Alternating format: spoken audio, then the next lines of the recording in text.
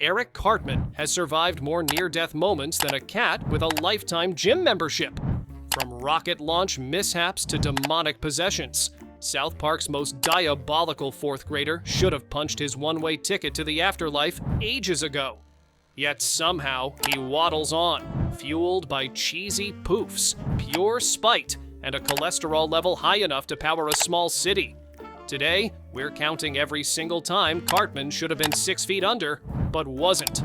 Buckle up, because this ride is messier than one of his chili cook-offs. Picture this. Eric Cartman, South Park's human garbage disposal, finally crosses a line so greasy even his own friends can't stomach it. After inhaling every last crumb of KFC chicken skin, yes, just the skin, the boys stage the ultimate revenge. They pretend he's dead. No yelling at him, no eye contact, just a cold, eerie silence. For Cartman, that's worse than eternal damnation, and he knows it. Of course, in true Cartman fashion, he doesn't think, wow, maybe I deserve this. Nope. He thinks, holy crap, I'm a ghost. Watching him wander the halls in full Sixth Sense mode is pure comedy gold, moaning about being a lost soul, while Butters, bless his gullible heart, believes every word.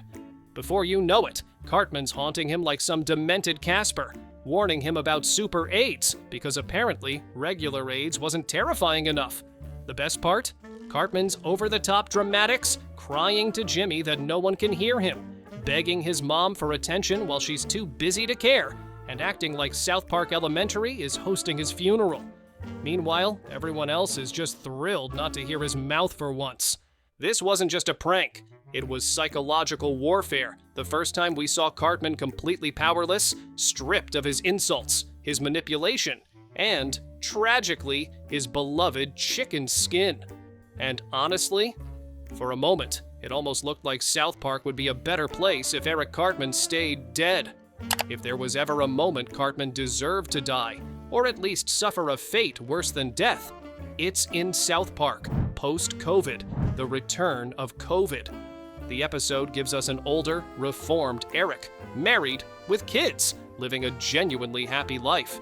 For once, he isn't plotting world domination with cheesy poofs and bad insults. But here's the twist. By helping Kyle and the gang fix the timeline, Cartman sacrifices everything. Instead of dying in some explosive, over-the-top way, which would be very Cartman, he's erased into a bleak future, homeless, alone, and stripped of the family he fought to protect. For a guy who once made his half-brother eat his own parents, this ending feels almost merciful, yet still tragic. This should have been the moment South Park actually killed Cartman, not literally with bullets or bus crashes, but by showing the ultimate death of his happiness. The Eric who once loved his wife and kids is gone, replaced by the selfish kid we remember, rotting on the sidewalk while everyone else thrives. It's dark irony at its best. Viewers are split. Half cheer because karma finally caught him, while others feel bad because, against all odds, Cartman actually changed. Either way, this ending proves something simple. If Cartman didn't die physically, his soul sure did. And in South Park, that's almost more satisfying than a casket. You know it's serious when Cartman annoys himself. Yes, the ultimate brat has reached peak irritation, so bad even he can't stand it. Honestly, at that moment, death should have swooped in like, "Yep, time's up, Eric!" But of course, he survives. Classic. Too impatient to wait for the Nintendo Wii, Cartman hatches a genius plan. Freeze himself. Freezing. What could possibly go wrong? Well, a lot. He wakes up 540 years in the future, stuck in a bizarre war between futuristic humans and very judgmental sea otters. One wrong step and splat! He'd be Otter Chow. Yet somehow, Cartman, fueled by pure greed and chubbiness, lives to complain another day. Future Cartman, desperate to undo this disaster, calls his past self. Listen carefully, you need to be patient. Past Cartman hangs up. Classic stupidity. If sheer idiocy could kill, Cartman would have been vaporized mid-sentence. But no, he survives, leaving fans screaming, laughing, and asking, how is he still alive? When he finally returns to the past, he lands 2 months too early. Hypothermia? Missed. Time paradox? Missed. Death? Missed. Cartman somehow thrives on danger, impatience, and sheer annoyance, even his own. The lesson? Cartman should have died multiple times, yet every attempt fails. He's basically unkillable, a chubby, chaos-powered life form. And we, the fans, keep rewinding, laughing and gasping at just how ridiculously unstoppable he is. Poor, doomed, infuriating Cartman, long may he annoy us all. If Cartman can survive freezing himself, alien probes, kidnapping, jail, and even God's wrath, what crazy thing do you think could finally make him meet his end? Cartman really outdid himself this time. While helping Al Gore hunt the dreaded man-bear pig, he stumbles into what he thinks is a massive treasure hoard in the Cave of Winds. Naturally, being Cartman, sharing is not an option. He proceeds to stuff his face like it's Thanksgiving every day for a year, ignoring any possible consequences for his poor, overworked gut. Here's where death should have stepped in. I mean, imagine it. Cartman, horrifically bloated, waddling out of a cave with a belly full of treasure? One wrong turn, and it's intestinal implosion city. A simple misstep, a rogue boulder, or a moment of sheer indigestion could have ended him instantly. But of course, Cartman survives, much to the audience's simultaneous horror and delight. Then comes the moment of pure cosmic justice. His body rejects the treasure in spectacular fashion, turning him into a one-man disaster zone right in front of the other boys.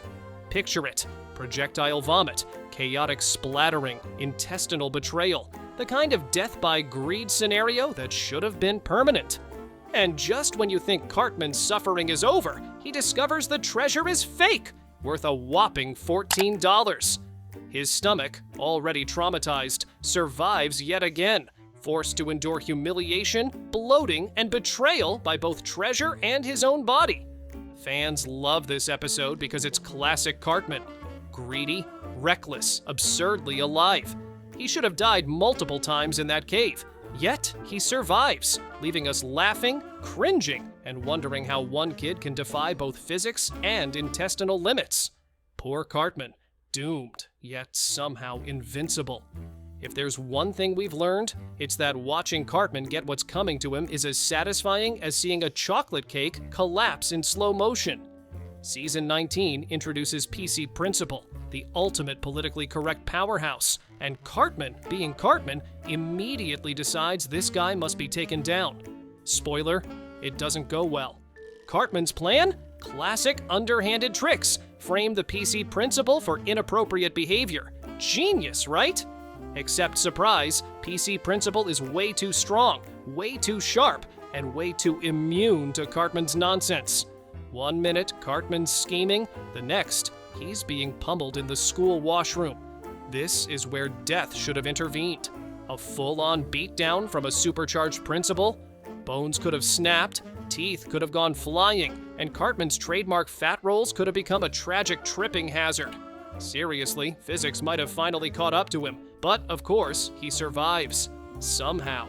The assault is even more absurd because it's all about language.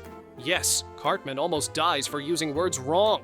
Imagine that life-threatening grammar. Audiences loved every second, laughing, cringing, and yelling at the screen. You should be dead, Cartman. By the time he stumbles out, dazed and bruised, we're reminded why Cartman is simultaneously the funniest and most frustrating kid on TV.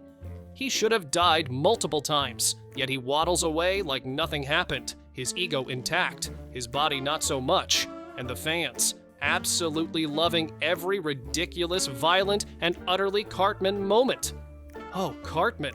Only he could fake being a psychic and somehow get the police to trust him right up until the moment a real serial killer decides he's the problem. This isn't just another goofy prank gone wrong. This is a straight-up life-or-death situation. Cartman, tied up, blinking like a deer in the headlights, should have been toast. Like permanent toast. He tricked everyone, stole attention, and pinned crimes on innocent townspeople, basically hitting the make-a-killer furious jackpot. And what happens? The murderer kidnaps him, furious that Cartman's little lies ruined his criminal legacy. One slip, one sarcastic remark, and Eric could have been history. Boom. Gone. Maybe flattened by a rolling barrel, or smacked into a wall, or the universe finally saying, enough. Fans love this episode because it's the perfect mix of Cartman being ridiculous and watching him almost pay for it. His shrieks, his "but I'm a psychic" antics, his tiny fat body squirming in peril. It's comedy gold wrapped in death-adjacent drama. And yet, he survives. Somehow. The kidnapper, furious and murderous, lets him live, probably because Cartman is just too chaotic even to be finished off properly. It's a miracle, a horrifying, hilarious miracle. This is Cartman at his finest, scheming, whiny, obnoxious, and somehow defying death yet again. He should have died here, and fans know it, which is why we keep rewinding, laughing, and yelling at the screen. Cartman, seriously, just die already! If there was ever a moment Cartman should have met his maker, it was behind bars. In Cartman's Silly Hate Crime 2000, our favorite little sociopath chucks a rock at Token's head and ends up being charged with a full-blown hate crime. The punishment? Jail time. And let's be real, Cartman is not exactly built for the big house. This isn't a timeout in his mom's living room. This is prison, where even a cupcake like Eric can find himself on the menu, literally or figuratively. From the second he waddles through those cell doors, his terrified face says it all. This is no place for a kid who cries when his Xbox controller batteries die. In theory, he could have been shanked, strangled, or, brace yourself, raped to death by some massive cellmate named Bubba. Fans watching this episode were half laughing, half wondering, is this really it? Are we about to watch Cartman go out in the most horrifying way possible? But nope. As always, he slimes his way through, avoiding real punishment like he's coated in Teflon. The justice system may have thrown the book at him, but it missed by a mile. That's why this moment is so legendary, because Cartman should have been done for. It's a rare case where South Park lets him sweat, where he gets a glimpse of genuine consequences. And yet, instead of a tragic prison obituary, we get another classic Cartman escape, leaving fans saying, how is this kid still alive? Cartman, homeless, angry, and somehow still alive. In South Park, post-COVID. The return of COVID, we saw a future where karma finally came for him. Almost. After decades of scheming, lying, and making everyone's lives miserable, Cartman wound up broke, drunk, and screaming at the world from the sidewalk. Honestly, if there was ever a time for the universe to pull the plug, this was it. Imagine it! Cartman stumbling through snowy streets, clutching a bottle, yelling about how everyone betrayed him, when really, he did it to himself. This wasn't just a bad day moment, this was rock bottom, the kind of place where even Kenny would have gone, dude, maybe it's your time. He could have frozen to death, gotten run over, or just disappeared into the gutter. And would anyone really have been shocked? Probably not. But of course, Cartman didn't die. Nope. The guy who's been flattened, electrocuted, and nearly fed to his own chili somehow survives sleeping on the streets like it's just another Tuesday. The irony? It's almost disappointing. After everything he's pulled, this was a perfectly poetic exit, and South Park still let him live. Cartman's street saga proves one thing. He's either incredibly lucky or cursed to keep suffering. Either way, the fact that he didn't die there is wild. Seriously, how many lives does this kid have? Hit that subscribe button, or Cartman will come haunt your breakfast cereal and nobody wants soggy cornflakes. When God decides to dish out revenge, you know someone's overdue for a smiting. And who else but Eric Cartman? After spending an entire episode tormenting everyone around him, accusing his mom of unspeakable things, yelling at random strangers, and acting like the universe revolves around him, Cartman finally turns his rage skyward. Picture this. Standing in front of Best Buy, he screams at God, "Why did you do this to me? Next time you're gonna get my hopes up, could you please take me to a grease monkey?" Honestly, you can almost hear the heavenly eye roll before the clouds crack open. Then, zap! A lightning bolt nails Cartman, sending him straight to the hospital. And let's be honest, by cartoon logic, he should have been toast. We're talking crispy, fried, ready-to-serve Cartman nuggets. But nope. Somehow, this kid survives electrocution with barely a scratch. It's like the universe tried to turn him into a walking cautionary tale and failed. Fans everywhere couldn't help thinking, really? This was your shot, God. One lightning bolt away from solving 90% of South Park's problems. Still, it's poetic justice in its own weird way. Cartman actually fears for his life, and for once, the little sociopath realizes he's not untouchable. But come on, if divine judgment can't take him out, what can? Sometimes poetic justice writes itself, and with Cartman, it practically sends out engraved invitations. When we learned Scott Tenorman was Cartman's half-brother, the whole ChiliCon dad reveal became even darker than anyone imagined. Eric tricked Scott into eating his own parents in a bowl of chili, only to later discover he'd fed his half-brother their shared father. That's next-level evil even by South Park standards, and it set up one glaring truth. If anyone deserves to die like his dad, it's Cartman himself. Imagine it. Scott plotting sweet revenge, mirroring Cartman's own method. Instead of chili, maybe something equally grotesque? Nachos? A meat lover's pizza? One poisoned bite, and Cartman becomes the punchline of his own sick joke. Fans wouldn't just nod, they'd cheer. The kid who served up family stew gets served himself.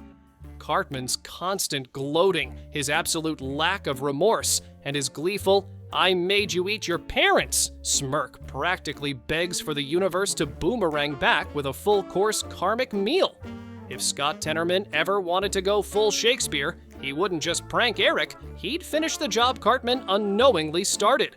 Whether it's slow revenge or one big bloody twist, the idea of Cartman dying the exact way his father did is terrifying, but also fits too perfectly. He weaponized family against family. Sooner or later, the family might weaponize itself right back. Curious to see what happens next? Check out our next video if you dare.